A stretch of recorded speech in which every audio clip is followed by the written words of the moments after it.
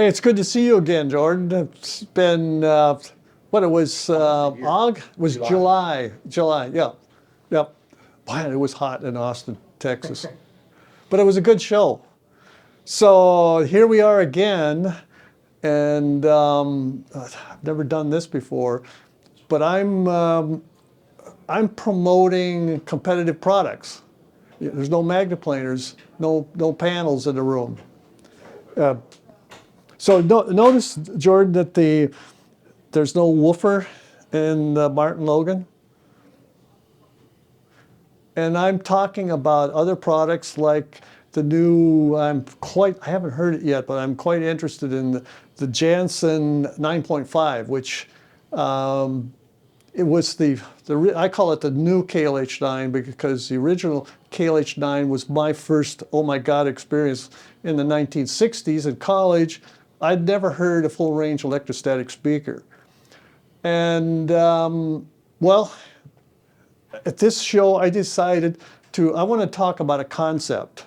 So we're having press members come, and I'm showing the general concept that this new woofer design of a dipole woofer, very fast woofers, using multiple woofers, when you combine these with DSP and Class D amplifiers, we have a whole new concept which applies to all panel speakers, electrostat and ribbon.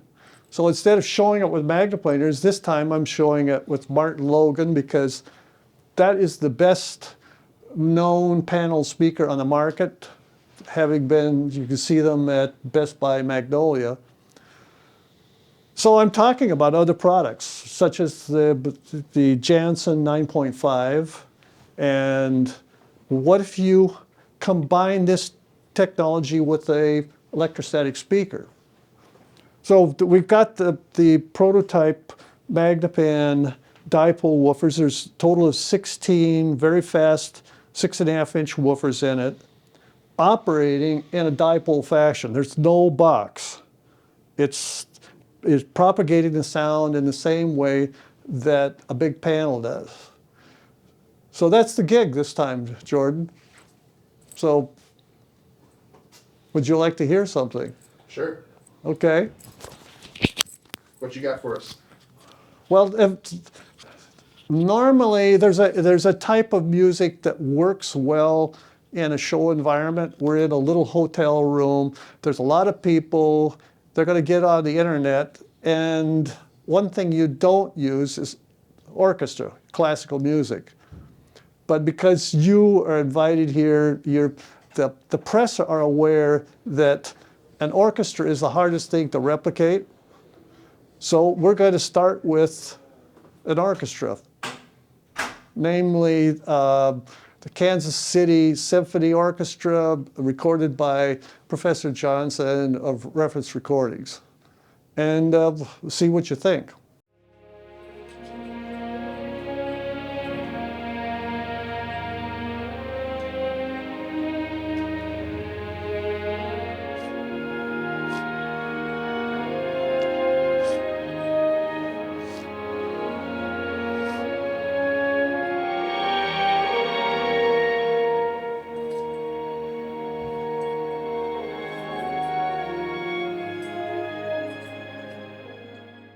Jordan, I never start a demonstration with a classical piece. Candidly, in the past when we had an open door, more of an open door policy at a bigger room, maybe 10 or 12 chairs, some people didn't know when to leave. And I found, what do you say? There's other people waiting, they like to come in. And these gentlemen in this front row here are having so much fun. They've been here a long time. So that is what I put on. I put on a classical piece, and they just evaporate. They leave. So the purpose of this demonstration is for people that understand that an orchestra is the most difficult thing to replicate. And so I'm leading with a classical piece, with an orchestra. But it's not how I would conduct a show. In fact, I can, if you wish, I can show you the kind of music that actually works. But what's the least common denominator in this style of music, and why does it work at shows? The reason I use it is because it works. Now, the point is, it's not challenging to a speaker system, but it's very effective at shows. Kind of interesting. And Wendell, while you're setting up, I think you're using the Galleon TS-120 to power the ribbons. For Shin the amplifier Martin for Logans. Oh, Yeah. right, Yeah. right. Thank you.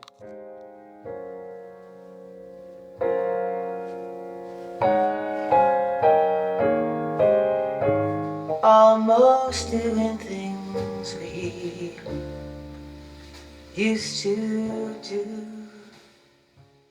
So why does that work? What's the least common denominator with this kind of music? And why have I used it for decades? You notice that it's a very good recording, but there's normally, 2 or 3 instruments going at one time. There's certainly not 70 musicians in an orchestra hall. So she will be singing, or the piano, or maybe there's 3 events going on at the same time. That works. So what do we do at shows? We want you, the audience, you're going a lot of different rooms. We need the feedback from you on the internet, because the saying is, if it's not on the internet, it didn't happen. So you come and you have a good time, you listen, you say, great, I love baggies, and you leave. Well, from a marketing standpoint, 6 months later, it didn't happen. So that's some of the tricks of how you do successful demonstrations at the show, at an audio show. So if you ever get in a position where you're doing demonstrations, these are some of the key elements. Well, the next thing you need to do is demonstrate bass.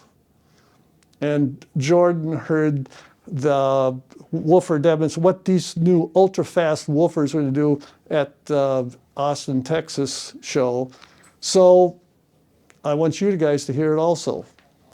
So let's listen to some bass. Now it's the Japanese Kodo drums. Kodo drums.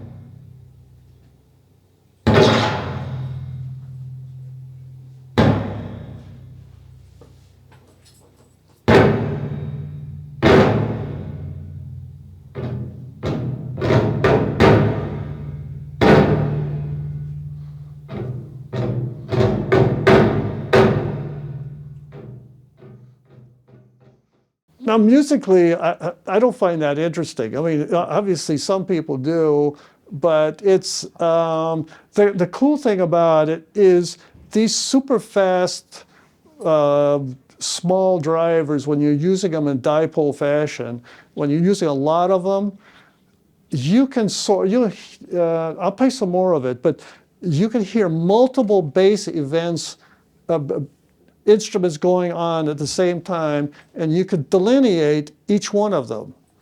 And a conventional subwoofer trying to play nicely with the woofer, the subwoofer could do the fundamental very well. But the harmonics is what tell us what's going on, what kind of an instrument is, and getting all of that done correctly. Well, this new generation of super fast lightweight woofers, such as the Jansen, they're using a ceramic, I think 6 or 7 inch driver. Ceramic? Yeah. Wow. But ultra wide band performance, and use it again in a line array, dipole fashion.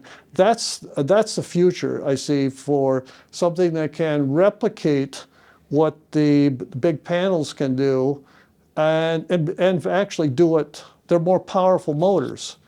So it's, as you'll hear, you can sort through the different instruments that are being played, the different bass instruments that are played at one time.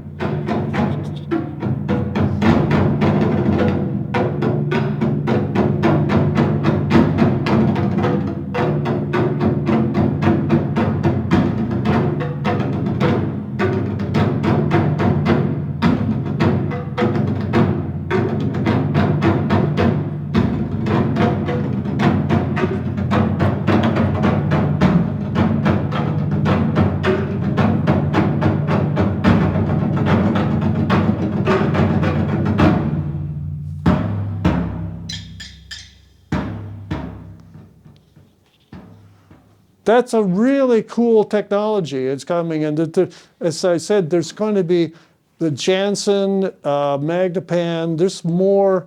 This is commonly known with loudspeaker manufacturers.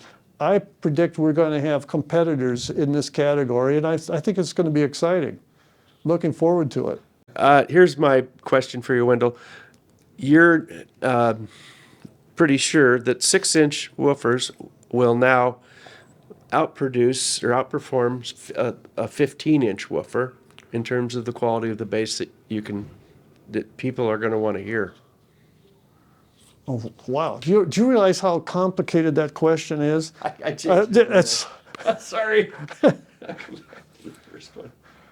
Okay, so let me see if I can distill this down.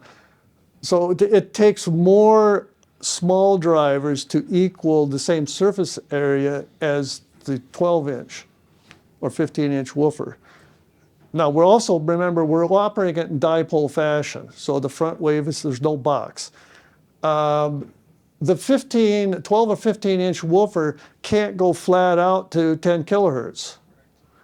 So we need something, since we want to use 6 dB slopes for the best phase, and that means that the woofer is going to be operating, it's rolling off, but it's still going to be operating in the mid-range frequencies and even a little bit at the high frequencies. So now you need the speed that these small drivers can, the performance they can give. So I think that answers your question. Yeah. I'm not sure. No, that's a very good answer. Thank you. Yeah. So DSP is not involved at all? DSP, not in this situation. It's available because basically you're biamping, your Class D amplifiers running the woofers, and DSP is going to solve problems that the interior designer says, no. See, I've got them time aligned, and it just works out in the room that the response is pretty smooth through the bass. But you have situations where it's not smooth, or you need to put down, the woofer can't go there, it's got to go over here. Now you've got time, phase, amplitude problems, and you fix that with the DSP. Yes, sir. So I remember when I was watching your videos last year, I think your intention was that one day you'd have a pair of LRS pluses, and then you could have multiple of your, I'm not going to call them open baffle because that's not right. That's stupid. You're correct. And Do you want to explain what you mean? well, I remember when I had the sneak peek yesterday when you asked me, so what's a closed baffle, Joe? I said it's a box. So no, but the point is you want to envision that one day people will have an LRS plus and to kind of replicate what you do with the 20.7 Maggies with the multiple subwoofers and all that, but people don't have the ceiling height, they don't have the large enough rooms, but to be able to do it on a smaller scale but get the same sensation, the same type of feeling. Yes, from a design standpoint, this frees the design concepts up immensely, because wherever you need, first of all, you want stereo, because the propagation should be from the same place as the as the panel. But now your options of what you want to do for your imaging for the mids and high frequencies, you've got a lot more ability to whatever fits, whatever's going to work in the room. So a narrow line source is feasible because the crossover point can be up much higher without, it's all producing same wave launch as the larger panels, but it's coming from small, powerful motors. Thanks for coming, guys. And remember, if it's not on the internet, it didn't happen.